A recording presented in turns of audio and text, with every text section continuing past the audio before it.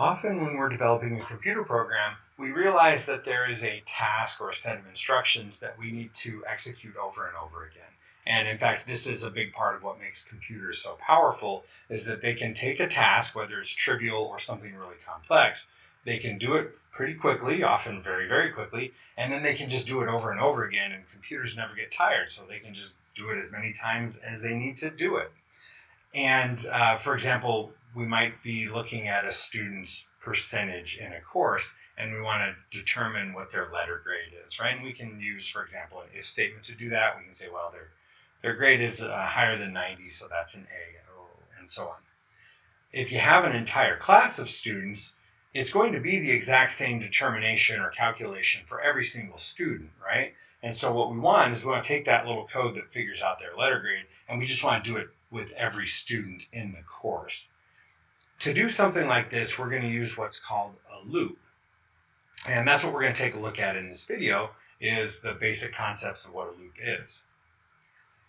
Simply put, a loop is a block of code that's going to execute repetitively based on a Boolean expression. And so hopefully you remember that a Boolean expression is something that evaluates to true or false. And so, for example, the person is over the age of 18. That's either true or false, right? That's a Boolean expression. If the expression evaluates to true, then our loop is going to execute again. And if and when the Boolean expression comes back as false, the loop's going to stop. We're not going to execute that code again. We're just going to keep going on with the rest of our program. And so we have, often we use flowcharts to kind of demonstrate or visualize this kind of thing. And so the program execution comes here. It's going to take a look at a Boolean expression. Let's imagine we're writing a simple program that's just going to count from 1 to 10. And so it's going to essentially ask some version of the question, are we still counting? Well, if we are still counting, it's going to come over here, count up to the next number, print out that number, and then it's going to come back, ask itself again, are we still counting? Yes, we are. So it's going to repeat the process again. And eventually it's going to be done. It's going to be at 10 and it's going to come back false. And so the program is just going to continue on with execution from there. This kind of a loop, we can talk about this as saying that we're checking the Boolean expression first and then we're executing the code. And that's probably the most common type of loop that we're going to create. But there are other types. So for example, we can run code first, and then after we run the code, we can check and see if we want to go back and do it again. And that's less common, but it is still useful, and we do still often have a need for it. The difference is, or the way we decide which one is better for us, is do we have to run the code at least one time? Does the code have to run once just to kind of get us started? If that's the case, then we want to run first and then check. So some examples to make that maybe a little more clear is, imagine we're writing a program and we have to make sure that the user is authenticated, that they've typed in their password or their PIN or whatever we're using to check that they are who they say they are. So in a check first approach, we're just going to sort of ask the question, is this user unauthenticated, right? Do we not know who this is yet? If that's true, meaning we haven't authenticated them, then we're going to go into the loop body. We're going to ask for their password or their PIN number, or we're going to scan their biometrics or whatever. And we can keep doing that until they get it right. In a run first approach, then we're going to start by checking their authentication. So we're going to start by asking them for their password, and then we're going to check and see if they are now, if they're still unauthenticated, then we're going to go back up and execute that again.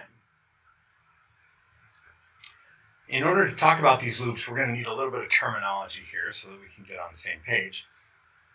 And so we're going to refer to a single execution of that block of code as an iteration, right? We're going to say that if we're counting from 1 to 10, each number is one iteration, and so we are iterating 10 times. And we can, based on that, we can kind of categorize loops in two different ways. There's a definite loop, which is where before the loop starts, we know how many iterations we need. Okay, that's a definite loop.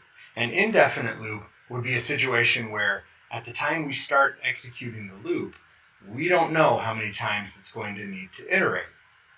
As an example here, that's not really computer programming, but let's think back to the last time we were in a high school PE class and the PE teacher takes us out to the track. If the PE teacher says run 3 laps, that is a definite loop, because before we start running those laps, we know that we have to go 3 times, right? Each lap is going to be an iteration. An indefinite loop would be something like the PE teacher telling you to run a lap and keep running laps until your heart rate is 160 or something like that. So you're going to run 1 lap, and as you start, you don't know, well, I might be done after this 1 iteration, or I might have to go 5 times. I don't know. So you're going to run a lap, and at the end of the lap, you're going to check your heart rate, and then you're going to decide if you keep going. So in an indefinite loop, we might not know, well, we don't know how many times we're going to have to execute, how many iterations we're going to need. Another term we're going to want to be familiar with is the idea of an infinite loop. And so an infinite loop is a loop that will execute forever. Sometimes we do that intentionally, and often we do that unintentionally as a bug when we're writing our program. And if we go back to our running track analogy, an infinite loop would be something like the teacher says, well, keep running laps and I'll tell you when to stop. And as you start running, you see the teacher walk off, he quits his job and hops in his car and goes home. And now you're stuck just running laps forever. So that's maybe not a realistic example, but that is an example of an infinite loop.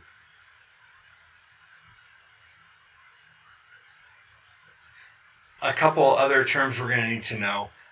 We use the term control variable to refer to whatever variable we're using to determine whether or not the loop keeps going. And there are a couple different ways we can do that. One real common thing we often use with a loop is a counter. And so a counter is a variable that keeps track of the number of iterations we've executed so far. And often we use that as a control variable. So in our track analogy, we would have a counter that is the number of laps we've run. And so it starts at 0. We run around the track, and at the end of the first iteration, at the end of the lap, we're going to add 1 to that. And then we're going to say, okay, well, do we need to run again? And we're going to keep going until we have met the requirement for how many times we need to iterate. That's an example of a counter variable. They're not always used to control the loop. Sometimes we have a counter that is part of maybe like an indefinite loop, and we just need to know when we're done how many times we iterated. A term that I don't use as often, but you do hear it, so I want to mention it, is a flag variable. And so usually when people use that term, they're talking about a Boolean variable that they're using to control their loop. And so, for example, they might have a Boolean variable that's, is unauthenticated, to go back to my password example. And so they're going to set that to, or I guess I should use the track example, is less than 150. I don't remember what I said. So at the end of the lap, it's going to check your heart rate, and if it's going to be Boolean, it's going to be true or false whether or not your heart rate is above that number. And that variable, once it becomes false, is going to be what stops the loop. In our password example, our authentication example, if we're basing our loop iterations on this variable that is, whether or not they're still unauthenticated, then once we turn that to false, then the loop's going to stop executing. So a flag variable is another kind of control variable for a loop. And as we talk about these control variables, we'll go back to the idea of an infinite loop. One of the main reasons, especially beginners, but I do it too sometimes, get an infinite loop, accidentally an infinite loop, is when you forget to change that control variable. So if you're in a gym class running around the track, I don't think you're going to forget to add 1 to the number of laps, but you'd be surprised how easy that is when you're writing code, where you forget to say, okay, we've done another lap. And so that number of laps variable stays at 0, and that poor kid just keeps running forever, right? That's an example of an infinite loop, and I'm guessing that you're going to accidentally do that at some point over the next few weeks. So that's another place where this idea of a control variable comes in. That's given us a basic idea of what loops are and some vocabulary to talk about loops. And so that's a good introduction and a good place to stop before we jump into actually writing some loops using source code.